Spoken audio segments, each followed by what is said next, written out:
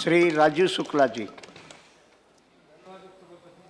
मैं इस बिल का समर्थन करने को खड़ा हुआ हूँ और ये बेनामी प्रॉपर्टीज़ एक्ट का जो बिल है इसमें काफ़ी स्टैंडिंग कमेटी के रिकमेंडेशन के बाद वित्त मंत्री जी ने सुधार किए हैं और तमाम संशोधन भी लाए, जिससे उसके बिल की जो कमियां थी उनको दूर करके उन्होंने रखने की कोशिश की है। बस वही है कि उसमें तमाम प्रोविज़न के जरिए कि कोई मतलब पूरी स्क्रीनिंग हो, इसलिए उन्होंने 4 स्टेप उसको इनिशिएटिंग ऑफिसर से लेके एजुकेटिंग अथॉरिटी तक वो किया है। एपिलेट ट्रिब्यूनल भी उसके ऊपर है। एजुकेटिंग अथॉरिटी में इंडियन रेवेन्यू सर्विस के ऑफिसर्स रहेंगे और उन्हीं के अलावा और कोई नहीं, या इंडियन लीगल सर्विस के लोग रहेंगे। लेकिन एपिलेट ट्रिब्यूनल में उन्होंने सुप्रीमेसी जो है जुडिशरी को दी है। वो कोई भी वित्त मंत्री वकील होता है तो रिटायर्ड जजों के लिए कुछ ना कुछ रिहेबिलिटेशन ग्राउंड तलाश लेता है, तो इसमें भी जो है जबकि रेवेन्यू का सब्जेक्ट है लेकिन इसमें हाई कोर्ट के रिटायर्ड जजों के लिए प्रोविज़न किया गया। तो मुझे लगता है कि इसमें रेवेन्यू सर्विस और इस तरह के जो लोग हैं वही कॉम्पिटेंट लोग, अगर उनको ज़्यादा यहाँ प्रोमिनेंस दी जाए, चेयरमैन बनाया जाए, हालांकि वो चेयरमैन नहीं हो सकते जब कोई जज बैठा हो, तो वो एपिलेट ट्रिब्यूनल का भी कंपोजिशन ठीक हो जाएगा। और इसमें एक और चीज़ मेरी समझ में नहीं आई कि जैसे कोई प्रॉपर्टी है उसमें कोई हिस्सा बेनामी एक है, उसको जो कॉन्फिस्टिकेट करने की बात है वो कैसे डिटरमिन होगा कि यही हिस्सा है, कोई घर है या कोई बंगलो है, कौन सा हिस्सा है उसमें बेनामी और कौन सा जो है वो ठीक है। ये ज़रा सा उसका अगर ये एलोबरेट किया जाए तो ये ज़्यादा ठीक रहता।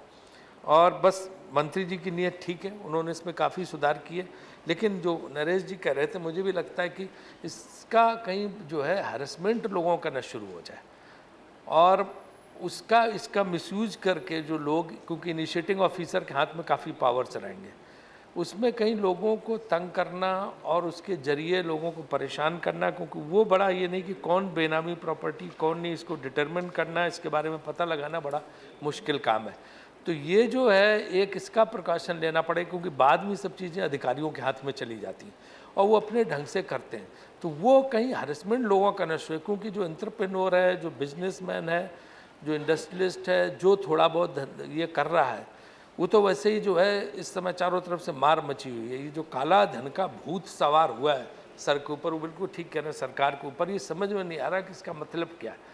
हर चीज़ में काला धन काला धन काला धन है। अरे भाई, काला धन है तो उसकी वजह से इनकम टैक्स वालों का अरेस्ट पावर, फेरा को अरेस्ट पावर, फेमा फेरा में कन्वर्ट हो गया, सर्विस टैक्स वालों तक को भी अरेस्ट करने के पावर मिल गए। तो वो दिखा दिखा के अफसर बहुत लोगों को तंग कर रहे हैं। उसमें इस तरफ अगर ध्यान दिया जाए और इस तरह का जो ये बिल्कुल टैक्स टेररिज्म जैसी सिचुएशन क्रिएट कर रहे हैं ऑफिसर, उस पर अगर वित्त मंत्री जी ध्यान दें, क्योंकि बहुत पॉजिटिव एटीट्यूड के हैं, तो मुझे लगता है कि बहुत फ़र्क हो सकता है। उसी तरह से ये बेनामी ट्रांजैक्शन को भी इनकम टैक्स डिपार्टमेंट के ऑफिसर ढंग से लागू कराएं, जो डिटरमिन करके पता करके और तब हो। हालांकि उन्होंने प्रोविजंस उसमें बनाए, एपिलेट एजुकेशन अथॉरिटी और एपिलेट ट्रिब्यूनल इसलिए बनाया कि आदमी को रिलीफ मिल सके, लेकिन उसका जो है इस्तेमाल ना हो। रियल एस्टेट सेक्टर पर बहुत असर इसका पड़ेगा, वो ऑलरेडी डाउन है, उसका आगे और भी डाउन होगा। तो ये जो है, क्योंकि एंटरप्रेन्योर जो है, अब एक चीज़ इससे क्या हो रही है कि ये इस भय से जो अरेस्ट का है, तमाम लिस्ट निकली थी कि कोई 10,000 या 1,000 2,000 कितने एंटरप्रेन्योर्स बाहर जा रहे हैं, बाहर चले जा रहे हैं, दूसरे देशों में जाके बस रहे हैं।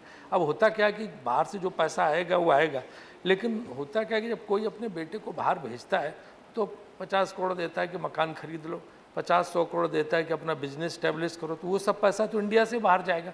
तो बजाय आने के यहाँ का पैसा बाहर जा रहा। आप खाली रिपोर्ट वहाँ के मंगा लीजिए जो यूएई के हैं कंसुलेट जनरल, और वहाँ से कि कितने लोगों ने वहाँ जाके घर खरीद लिए और वहाँ पे बस रहे हैं, जो यहाँ के बिजनेसमैन हैं, यहाँ के एंटरप्रेन्योर हैं, यहाँ के इंडस्ट्रियलिस्ट हैं। ये लोगों का पलायन रुकना चाहिए, इनको अपने देश में लाना चाहिए। एंटरप्रेन्योर्स यहाँ खर्च करें, यहाँ बिजनेस लगाएं, यहाँ रोजगार दें। अगर बाहर वो इस तरह डर के घबरा के गए तो उससे माहौल ठीक नहीं होगा। माहौल ठीक बनाने की ज़रूरत है। और हमारे लिए बहुत ज़रूरी है कि जो ये ब्लैक मनी का भूत है थोड़ा सा सर से उतारिए। ब्लैक मनी ऐसा नहीं आता। हमें तो पता चला कि कोई सर्वे कराया गया, उसमें पता चला कि देश में कोई ब्लैक मनी है ही नहीं, मामूली है। किसी के यहाँ नहीं जो है कि कमरा भर कैश भरा है, बोरों में पैसा भरा है। जो पैसा लोगों के पास आता है वो इन्वेस्ट करते रहते हैं, कहीं ना कहीं सिस्टम में लगा हुआ है।